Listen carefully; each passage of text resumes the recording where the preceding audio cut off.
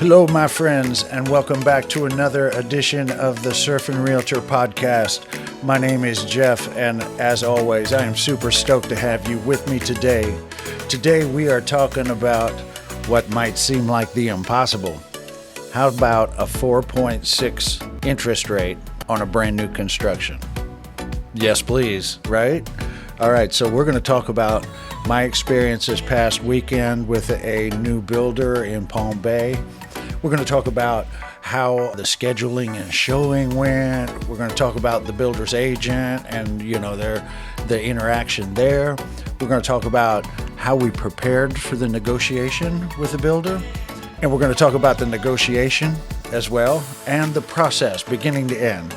So we're going to talk about that. I'm super stoked. A lot of great opportunities out there. And of course, we're going to talk about my favorite place on the planet, Indian River County. We're going to talk about the lagoon level. We're going to talk about buying and selling, what the market's looking like. And also it's back to school time, just right around the corner. Now, here in Indian River County, we have A+ schools. We are so blessed with the Indian River County School District. They do such a good job. So my daughter is a proud member of the Rosewood Magnet family, and we are excited to be entering into 5th grade, my last year of elementary school with my daughter. So we're going to talk about the year coming up. Thanks for being here. You guys hang tight, and I am, of course, stoked to have you here.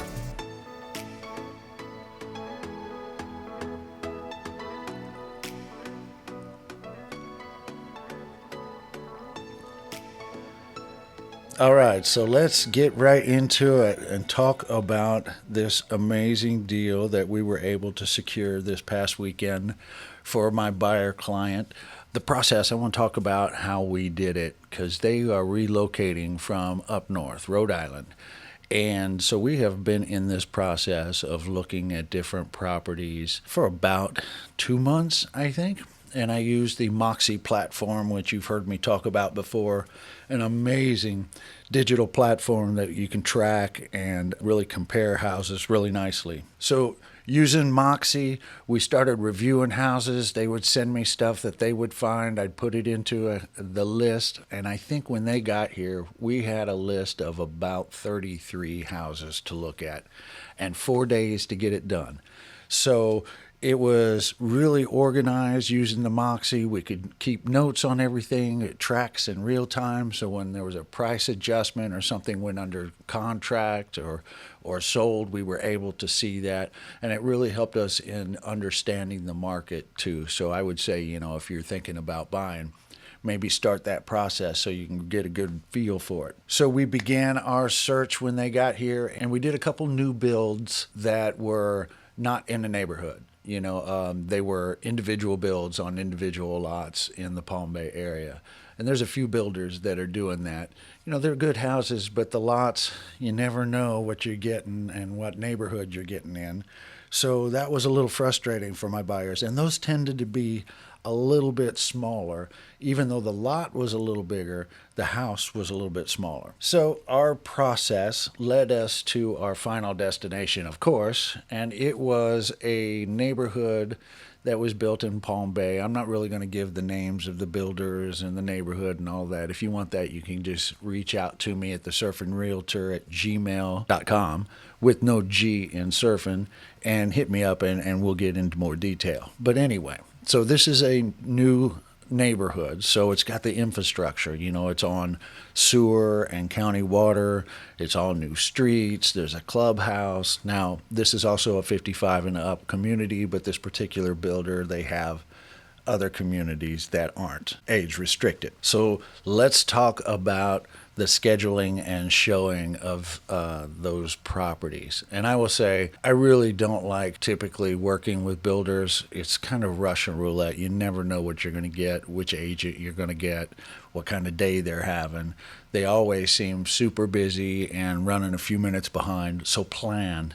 that they're going to be late, so you're not standing there with your clients trying to make small talk in 100-degree heat. In my case, it was even worse because they scheduled it through showing time, and I probably, in hindsight, should have called the office, but they confirmed it, so I felt like everything was good. I got there, showed up about a half an hour early, and I went to the model home only to find a note on the door that everybody was in a sales meeting on that particular day from 10 a.m. to 4 p.m. And of course, my showing was for 11. So it's hard enough to get a selling agent on the phone, let alone if they're in a required corporate sales meeting.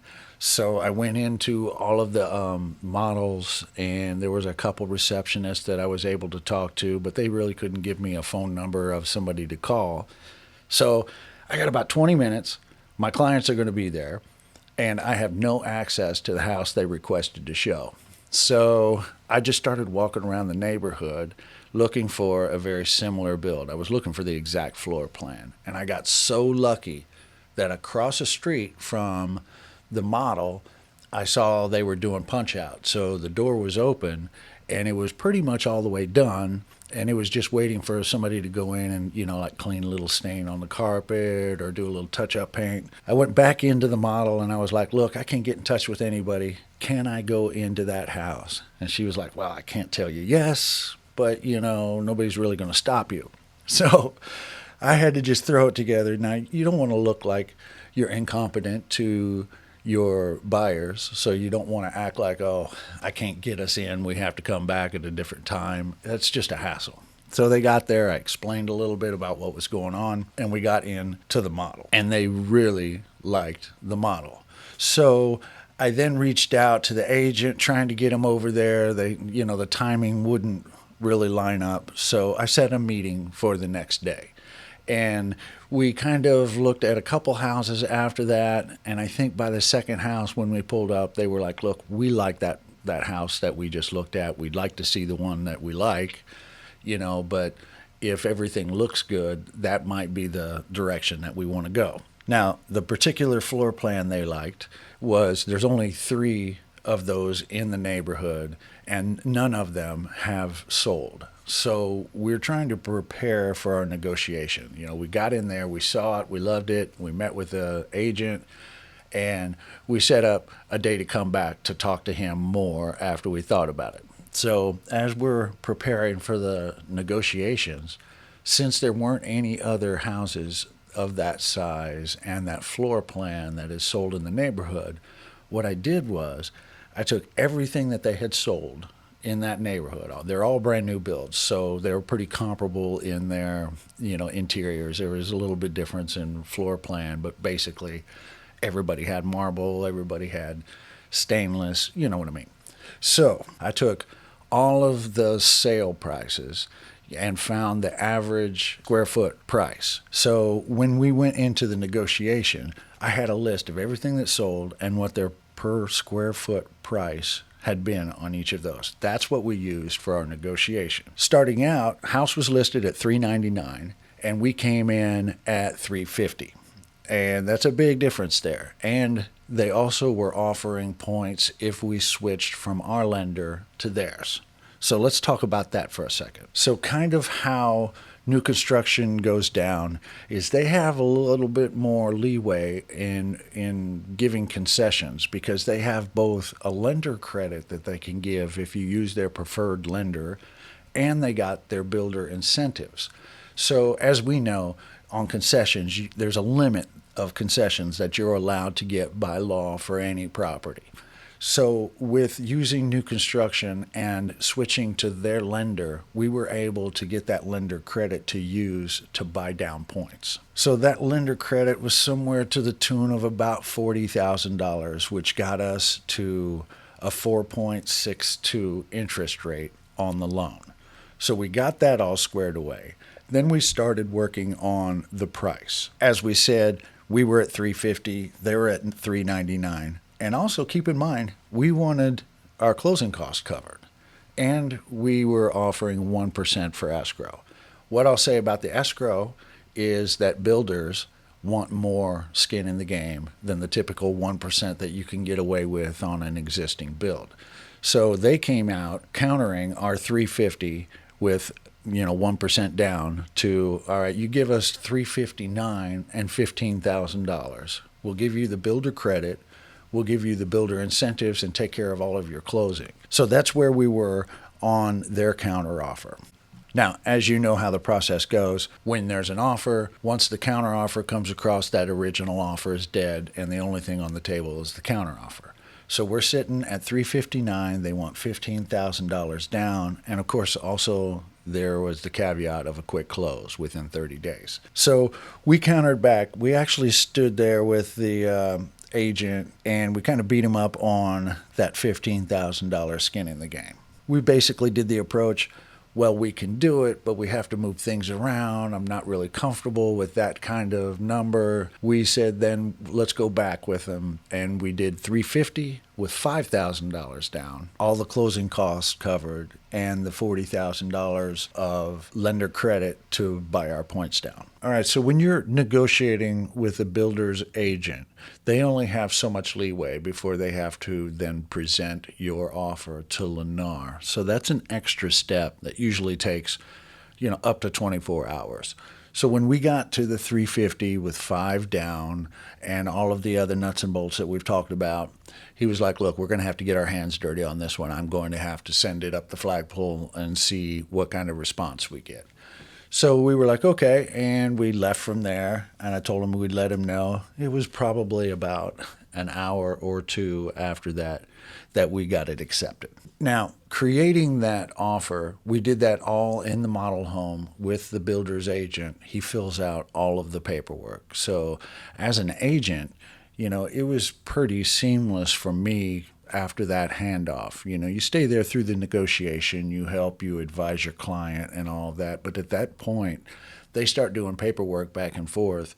Really, the paperwork that we typically do doesn't really apply in that case. So they can pretty much take over from there. They set up, the utility concierge. They've got a really great 3-step walkthrough and inspection plan, that they do with the client, and they coordinate all of that. They do their own title company as well. So it's all in-house. So once you get that deal done and you sit down and they sit down with the builder's agent, that at that point, as the agent, you're pretty much just overseeing everything. So it was a really great experience. And again, I'd love to say their name on the podcast, but I don't have their permission and everything. But if you would like to know more details, please just reach out to me at thesurfinrealtor@gmail.com. Of course, there's no G on surfing. Now, I will say that most builders have these kind of incentive plans in place, but of course they're not going to give you everything unless you ask for it. That's why it's so important to have an agent that's either fully experienced in the process or has the resources to do the research and gather the data and be prepared for the process. So I hope this has helped you guys kind of understand what you might be looking at if you're thinking about new construction. Again, I would welcome you calling me, and I'll give you as much advice as you'd like to have. If you want to go see stuff, we'll do that too. So now let's start talking about my favorite place on the planet is here in Indian River County. We got the summer is in full swing. We're getting to the tail end of July. Indian River Lagoon, the level is really low. Of course, it is at this time of year because they want to be prepared for any kind of storm surges that might come in. So we see that, it's pretty low, but I've never seen it as low as it is. Not a lot of bait fish in the water either. I go pretty much every morning and I look at the beach and I look at the Indian River Lagoon and I go to my little spots and see what's moving around. So I'm hoping that in the September is when that mullet run should be in full swing here. So we got a month of ramping up. I still have some in my mullet barrel, and if you do a deal with me, maybe I give you a free access to the mullet barrel for 2 weeks of your choosing. I don't know. I'll think about that. So what's going on in the county as far as buying and selling? And now keep in mind, I cover from Titusville down to Stewart pretty much. I mean, I could go further. I just choose not to. I would like to be a specialist in my area. So, Indian River County, that's where I live. Right now, buyers, you are in the driver's seat. You have a lot of choices. There's a lot of negotiation room. Sellers, there's a lot of people that are still looking to buy, but you got to be in the right spot. You got to be right with your price. You got to be right with your presentation. You got to be ready to show every second of the time that you are on the market, because if you miss it by just 5 minutes, you could possibly lose that buyer. They've got a lot of choices. Our interest rates are around 6.7, 6.4, some places. There's some buy down opportunities. There's some nice incentives out there. My Safe Florida plan is still out there. If you need a new roof, you need to look into that and get going on it. What else is going on? Oh, yes, school. School is almost back in session. As a single parent, and the summer is pretty tough on you trying to run a business and be a present parent. So it's been a challenge this summer, but I think we have had a ton of fun. We still got another few weeks of fun ahead. Congratulations, Indian River County Schools, A+, one of the only counties in the state of Florida to be A+ rated, and that's no surprise to me and all of the families at Rosewood Magnet School. We know we have the best school in the county.